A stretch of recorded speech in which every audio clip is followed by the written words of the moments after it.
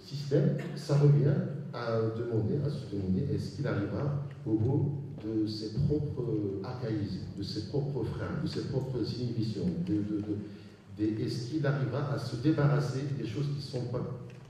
Certains observateurs, en fait, pensent que c'est un système qui le dépasse. Donc, je ne sais pas si vous êtes d'accord avec ça ou pas. Laissez-moi, c'est une très très bonne question. Et là, ça nous permet de parler aussi d'autres choses.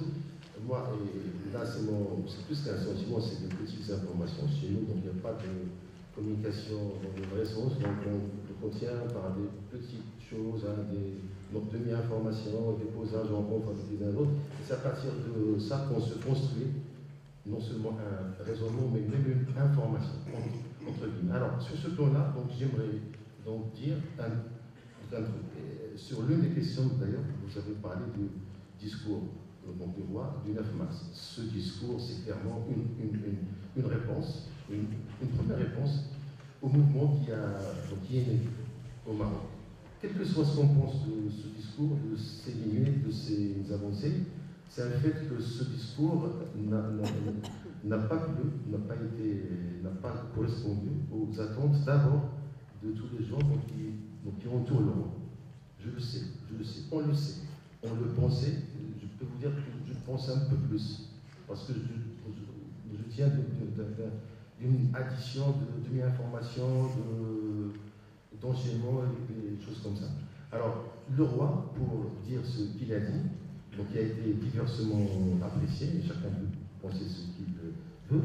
Alors, sachant que ce qu'il a dit, et qui est diversement apprécié, n'a pas fait l'unanimité chez ses propres amis.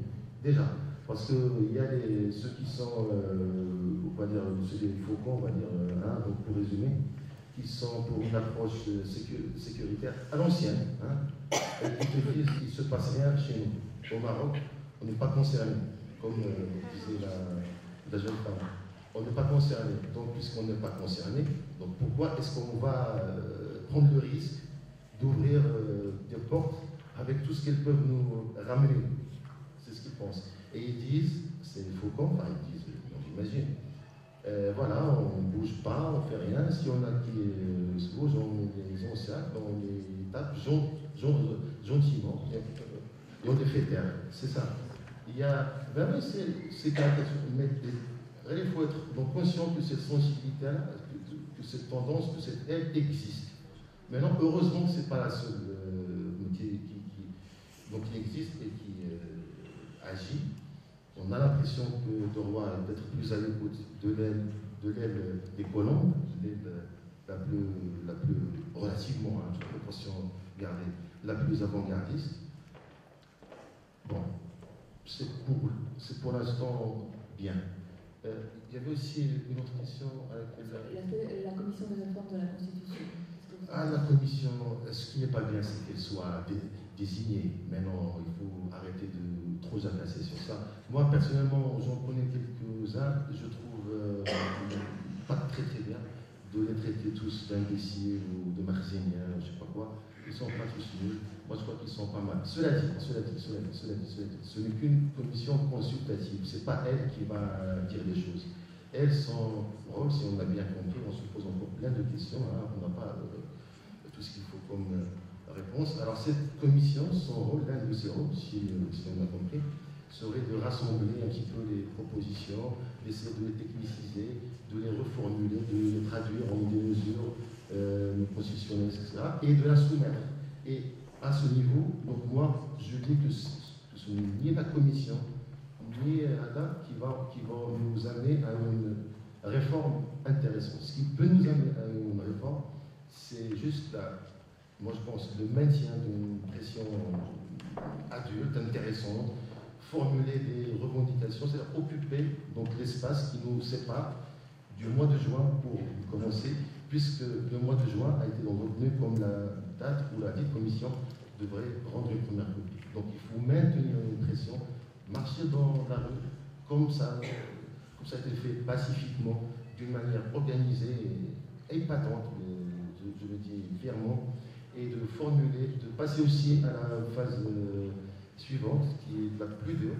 Là, ce qu'on a vécu, c'est une phase de protestation, contestation, très sympathique, avec plein de romantisme, plein d'élan, de choses qui sortent de partout.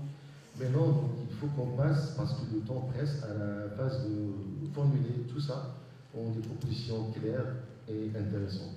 Sachant peut-être que, bon, j'ai un peu trop parlé, mais ça me tient à cœur. Donc je crois qu'il y a plein de choses dont je voulais dire, mais on n'aura pas le temps. Enfin, je vais essayer d'aller vers deux choses qui me semblent importantes. Les gens, je parle des Marocains, à mon avis, ce que j'en sais, ce que j'en pense, ils ont, on peut toujours me dire qu'ils n'ont pas de problème avec le roi, avec l'autorité, avec le machin. Alors, c'est pas leur problème. On peut faire l'effort de penser que ils en ont marre d'une espèce de truc qui s'appelle Hogara. Hogara, c'est un truc qui nous parle beaucoup. Je parle à ceux qui sont marocains, un peu, ou tout. On en a souffert, on en souffre encore, et on l'exerce aussi sur d'autres. C'est une petite traduction de Hogara. Oui, Hogara, c'est intraduisible. Alors, Hogara, c'est. Oui, c'est beaucoup plus que ça. Oui, mais Hogara, c'est. Ça peut fédérer beaucoup de frustration, de colère, et ça. Moi, je pense que ce truc-là est très, très important et que beaucoup de gens, et j'en connais, je parle de gens que je connais, les gens bien nés, qui n'ont pas de problème d'argent, qui sont, même eux, tu leur dis demain, tu sors pour dire stop à la Hogara, ils sortent. Ça, c'est un problème, ça prend, donc ça nous parle. Deuxième chose, quand on me dit ça, je ne passe pas sous silence les problèmes de chômage, d'analphabétisme, de justice, etc. Donc j'essaie de rester sur des fondamentaux qui fédèrent plein de frustrations. La Hogara, donc socialement et culturellement, et au niveau politique, on vit dans un système qui a procédé à des ouvertures, moi je dirais intéressantes. Bon, il n'empêche qu'on reste dans un système qui n'est pas viable. Je le rappelle, un scan donc rapide, donc le Maroc est un pays pauvre, dirigé par un homme donc riche. Ça, quel que soit, donc oublions le Maroc, ça reste problématique et ça reste une source de problèmes. Et juste pour faire un lien avec le pouvoir, donc la revendication qui est en train d'être faite et qui est en train de venir, ça pourrait être la suivante, et il ressemble, c'est la séparation des pouvoirs dans le sens de chef d'État. Il ne doit plus gouverner. Il règne, il ne gouverne pas, il n'accumule pas le pouvoir et religieux et économique parce qu'il fait des affaires aussi et politique. Tout ça à la fois, ce n'est pas possible. Merci d'avoir été un peu long.